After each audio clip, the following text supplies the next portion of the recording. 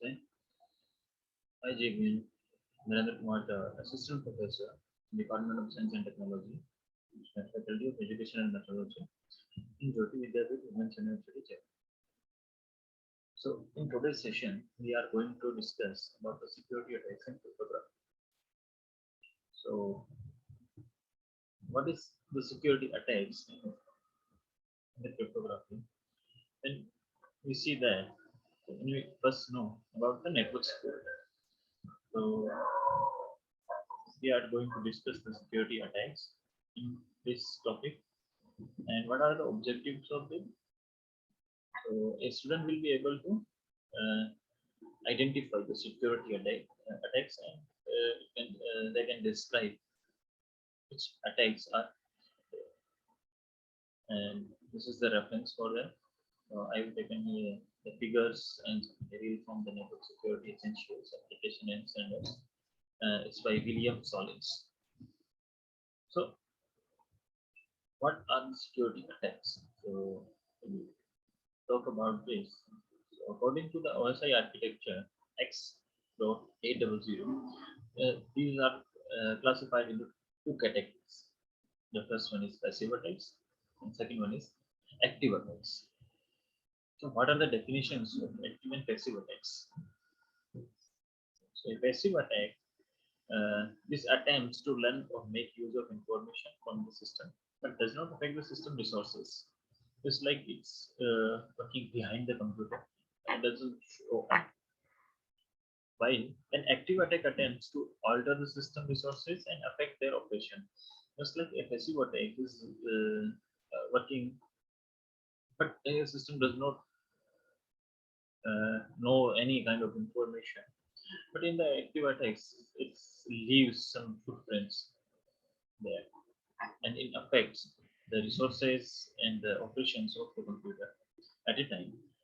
So now we discuss about the passive attacks. So passive attacks are in the nature of eavesdropping on or monitoring of transmissions. The goal of the opponent is to obtain information that is being transmitted. So these attacks are like when we send any kind of data at one person to another. So it just try to obtain that data from that connection or that network directly. So what the data is transmitted at the moment, so it focuses on that. Now see the example. Now there is a user Bob is sending something to Alice, but here is the dark. This is trying to see or is trying to see the data. So the data directly can be read by the dart. It is also sending to the Alice, but a hacker here is sitting who's looking at your data directly. So the data is reading from here. Now, when we talk about the types of passive attacks, so the first one is the release of message contents, and second is traffic analysis. So when we talk about the first, what is the message contents? So in when we see in a telephonic conversation or email message or a transfer file contain confidential information. So a hacker can see that it just sees this just do nothing else. So what are the transmissions in it? It's like I'm sending a file or I'm having a telephone conversation, and in between a third person is also listening to that conversation. Or if I'm sending an email message so to the network, if I'm connecting to this network, so if the data is sent by packets through the network, so a hacker can read that if it is encrypted or not. It applies some decryption methods for that. So there are number of methods to check that. Now the second thing is the traffic analysis. Even if the contents of messages are encrypted, so an opponent might still be able to observe the pattern of these messages. It's like how if they are sending a data or an email. So what does the email contain? It's like I'm sending an email with a PDF or an image or I'm writing some message. So there is something which can be tracked.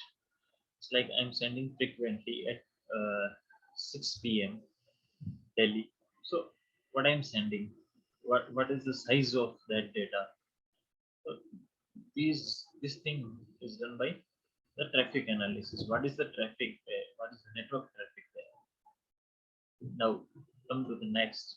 So when we talk about this traffic analysis, so to determine the location of identity of communication host, it's like I'm sending to a destination.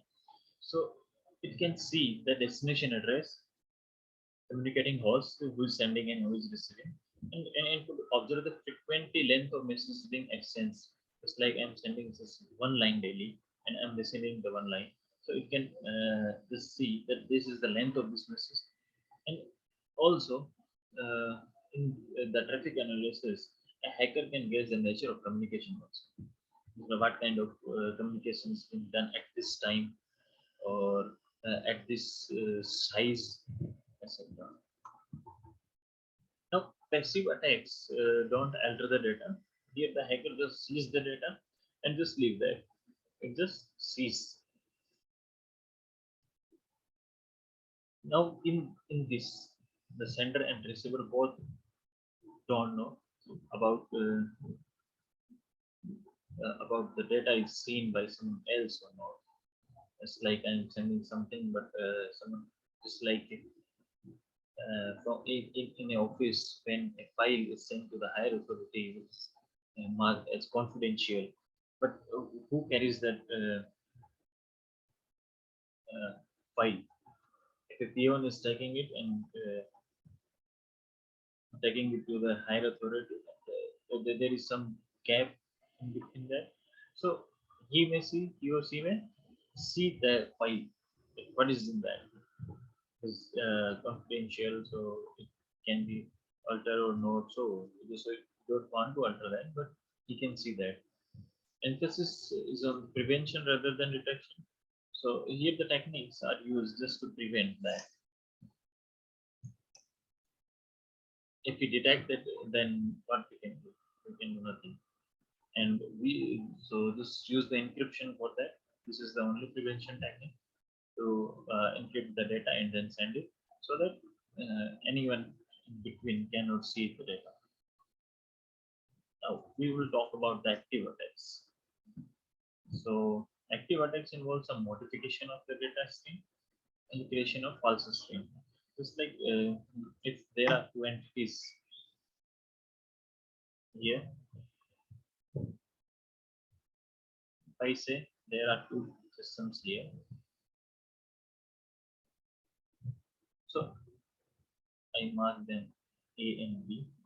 So if A want to send something to B, so there might be a hacker who is receiving that data and sending some false data to B.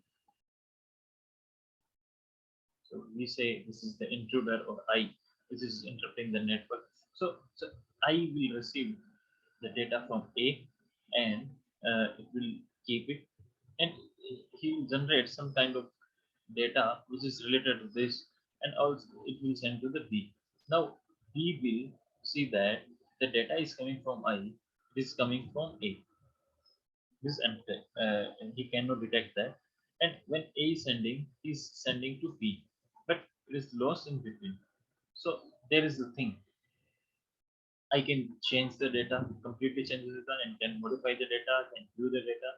So there are some possibilities here in active attacks. So see that this example, so the Bob is sending some communication here, but this communication didn't happen.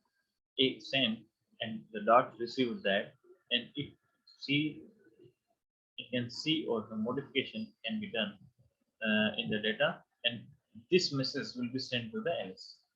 So directly, Bob is not sending and Alice is not getting, but indirectly from the dart, Alice is getting a message. But we can trust that it is true or not. Now, talking about the security active attacks. So these can be subdivided into four categories. The first one is masquerade, second one is replay, third one is modification of messages, and the last one is denial of service. So when we talk about these, when we talk about the masquerade, so it takes place when one entity pretends to be a different entity. Just like if there is an entity,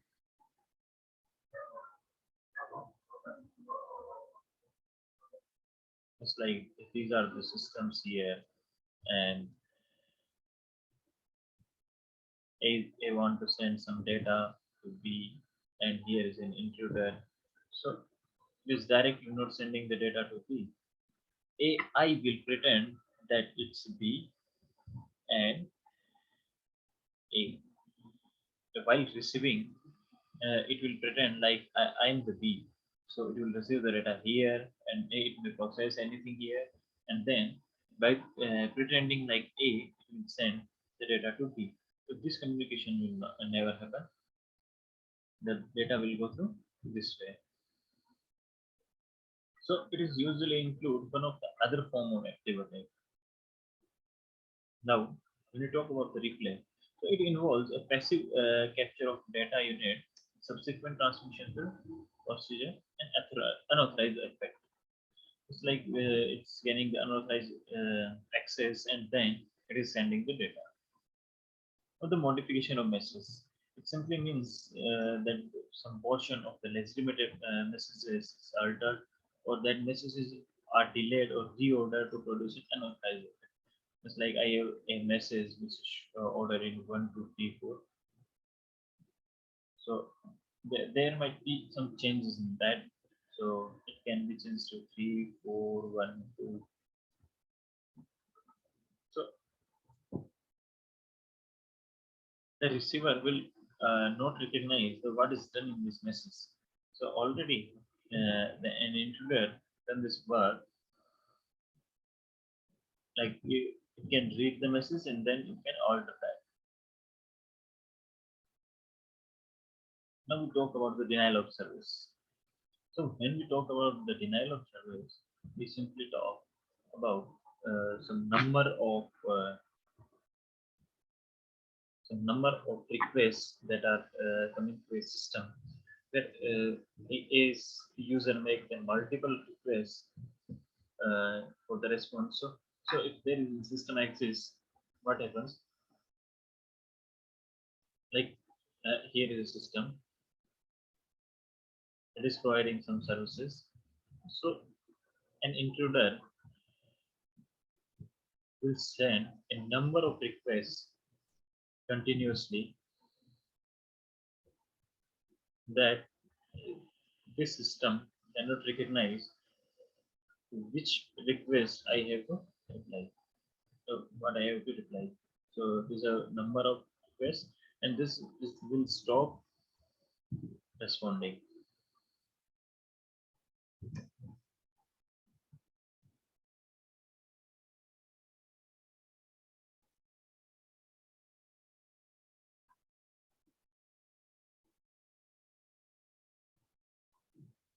Okay.